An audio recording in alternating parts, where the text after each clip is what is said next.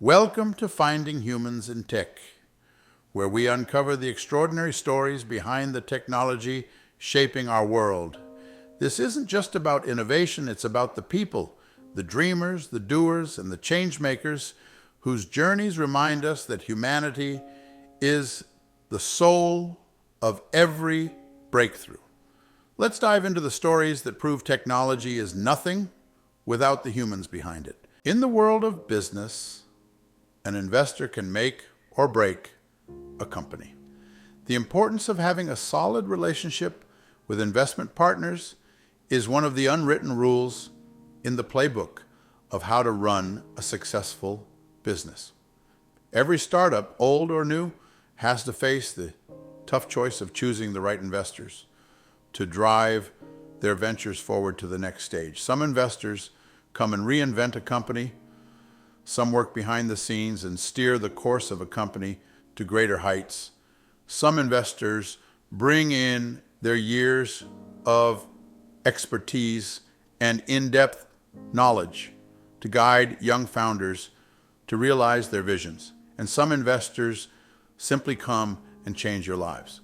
There is a famous Hebrew saying, Gam zu l'tova, which loosely translates to, this is also for the good. And it perfectly describes this incredible story of a stalwart investor and a successful entrepreneur who has faced insurmountable obstacles in his life, but has been able to overcome them each time with grace. He has drawn inspiration from his family's past and has gone on to create thriving businesses in places like Costa Rica, Austin, and Ithaca, to name a few. So here's introducing our next human in the series, the magnetic Steven Freidmutter, CEO of SF Ventures, who has been navigating the world of business and entrepreneurship for decades and has donned many roles ranging from being a passionate investor in startups to being an advisory, board member and mentor to young founders and a reliant face to many ventures he is a part of through the various VC funds he is involved with.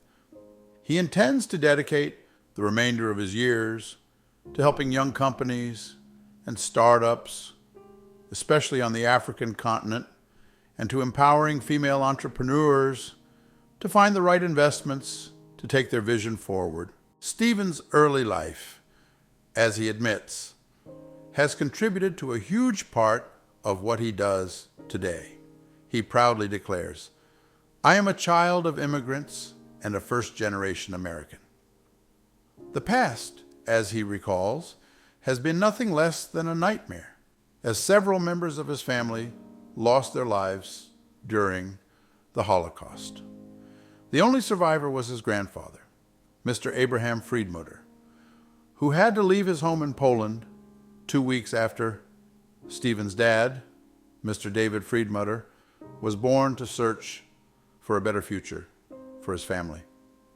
But the road was not smooth sailing. In the initial days, Abraham was turned away from settling in the States and had to revert to Argentina, where he stayed for 4 years. Eventually, he landed in New York, where the young family could reunite and have found their home ever since. I've always stood by people who don't get a fair shot in life, as I know what it is like to come from the wrong tribe, he admits. He was born and brought up in Brooklyn. He describes how he had a working-class upbringing and how getting an education was emphasized. His sisters, too, have all done wonderfully well in their respective fields of law and engineering. He recalls, coming from so much trauma and pain, we were always encouraged to do good and look out for the less fortunate. The idea was never about just succeeding as a family, as he would remind us. It was also about looking out to help others in whatever way they could. It was a way to ensure that the past never gets repeated again.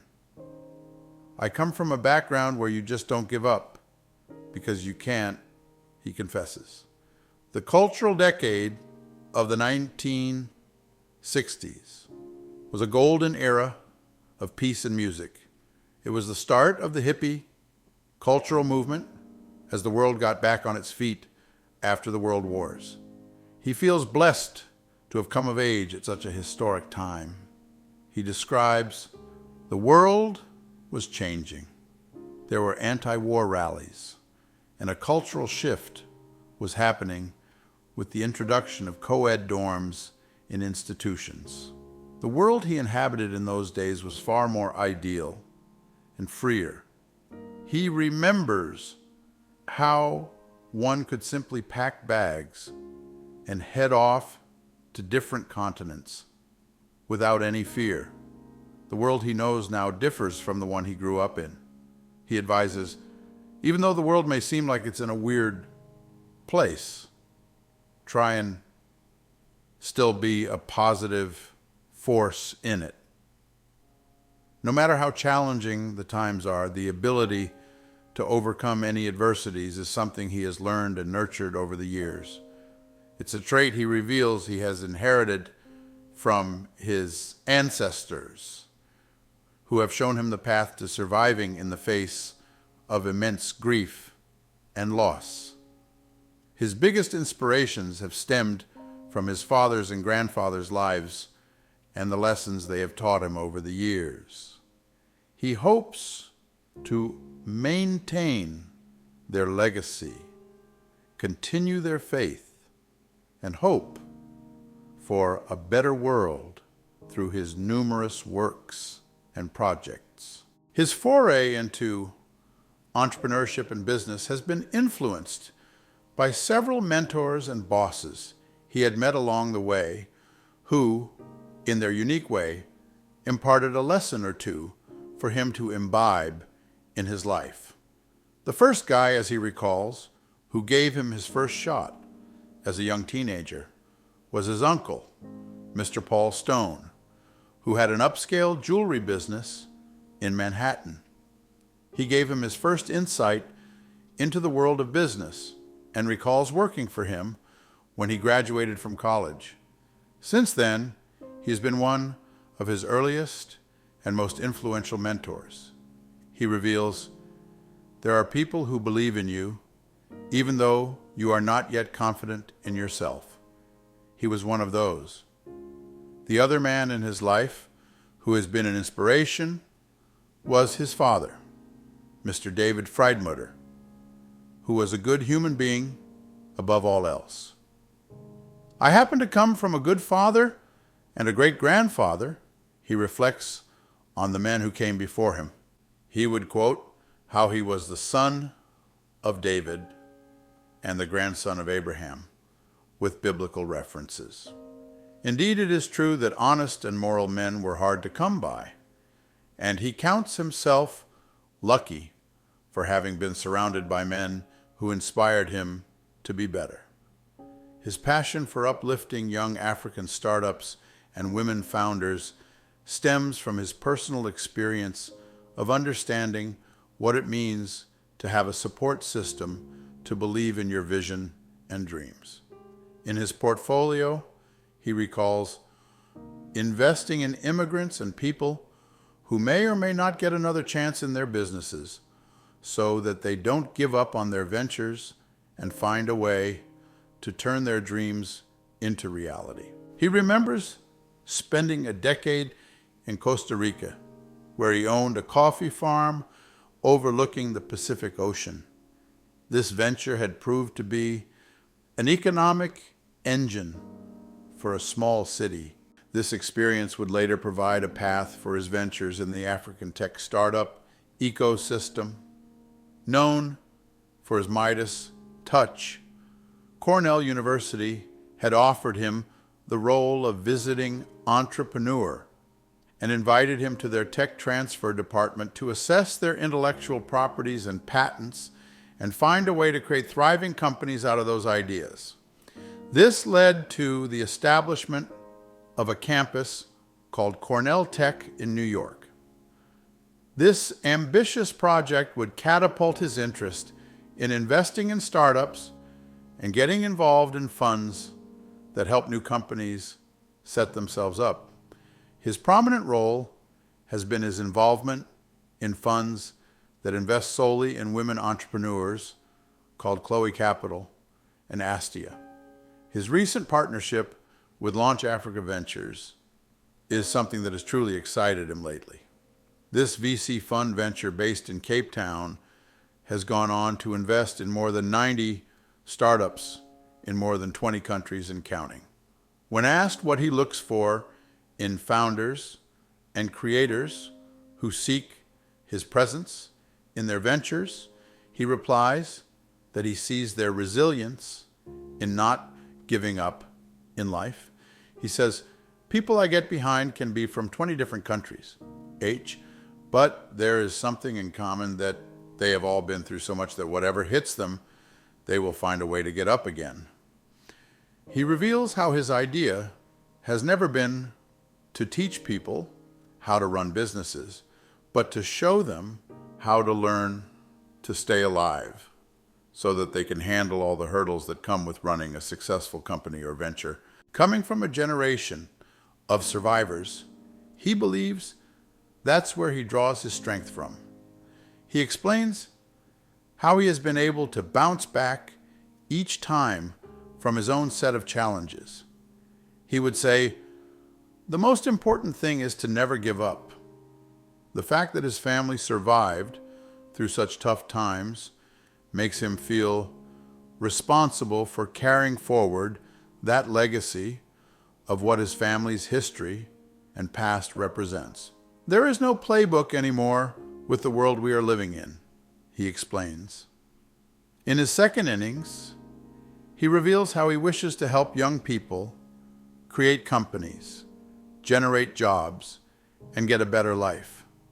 He wants to use all the experience he has garnered over the years to help people in need. He describes, if people tell me that a conversation with me has made them succeed in something, then I feel like I had a good day. His first investments in women entrepreneurs and minority founders came from an initiative to change the statistic of how only around 5% of the VC funds get invested into startups and companies helmed by women. It was a revolutionary idea back then, and more funds have been set up in this arena to support female founders and their startups. His initiation into investing in African ventures started with a pitch competition that he attended in New York 3 years ago. He recalls meeting Derek Ashong, a Harvard alumni with Ghanaian roots, and they would go on to form AMP Global Technologies. This partnership would open up doors to more investments in the African continent. There were definitely moments of immense success and an equal measure of hard times that came by in his life.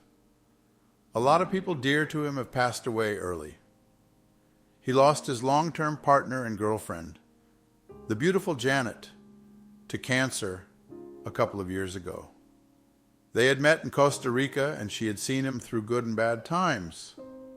He recalls how she was his best friend and a trusted business partner. Losing her had left an irreplaceable void in his life. He also lost his beloved father quite early when he just got out of college.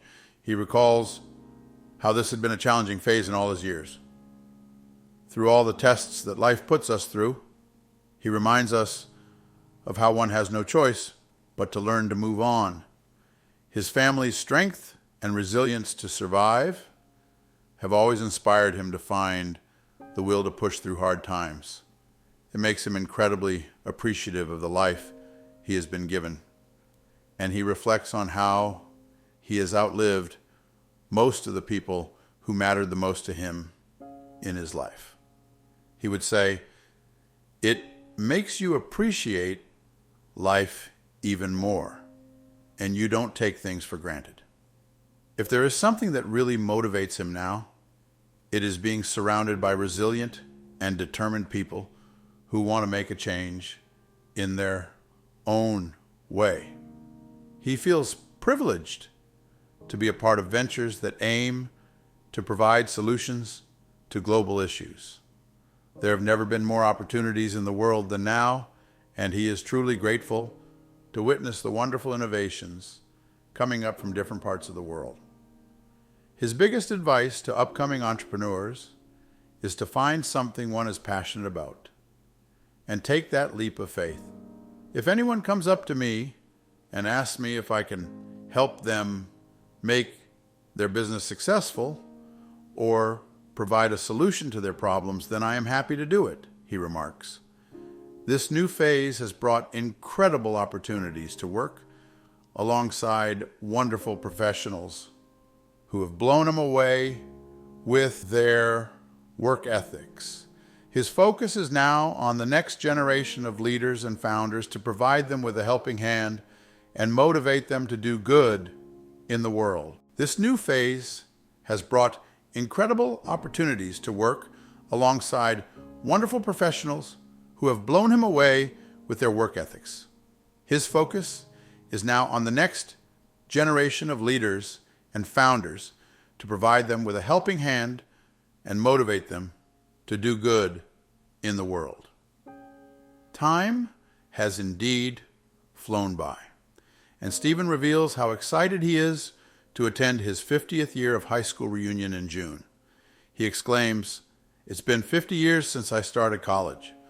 Old friends and colleagues have finally found the time to reconnect on social media." He narrates how he hasn't seen most of them since they were teenagers. This has been an exciting year for him. With his passionate projects, there is no slowing down this one visionary leader with a golden heart.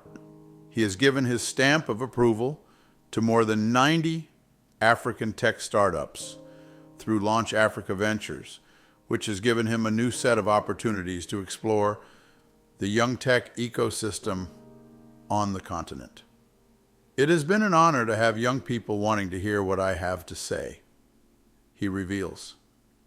He narrates how he feels that he is in his post-operational days now, where he is done with running the different companies he has set up over the years, and he now wants to be available to people who want to set up theirs. Whether in a consulting role, as an investor, or an advisor, he simply wants to be there for people who need him and his expertise in their ventures.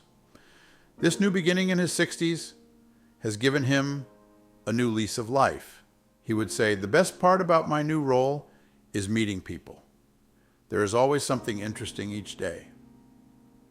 From people seeking his advice on which business to start to pitching their ideas on the next app to hit the market, he recalls how it's been an exhilarating experience to be at the epicenter of innovative solutions to change and create impact in the world. It's a great feeling to watch people succeed in their ventures, he reveals. If there is one thing Steven has taught us, it is the power of uplifting others. He explains how it's only when we learn to uplift each other that we all win. There is room for everybody to win, and everybody should get an equal shot at succeeding, no matter where they come from. A wise post-operational visionary has single-handedly shown us a way to always find the silver linings in life, handing down the baton of kindness and the need to do good from one generation to the next. And this is a promise that we intend to keep, always to remember that we will never be too old to set out on another adventure or to dream a new dream. This one's for the second innings in life. As we wrap up this episode of Finding Humans in Tech, remember this: behind every line of code, every groundbreaking innovation, and every bold idea is a human story full of passion, resilience, and the courage to dream. These stories remind us that technology isn't just about machines. It's about the heartbeats that make them meaningful. Until next time, keep dreaming, keep innovating, and always keep shining the light. See you again.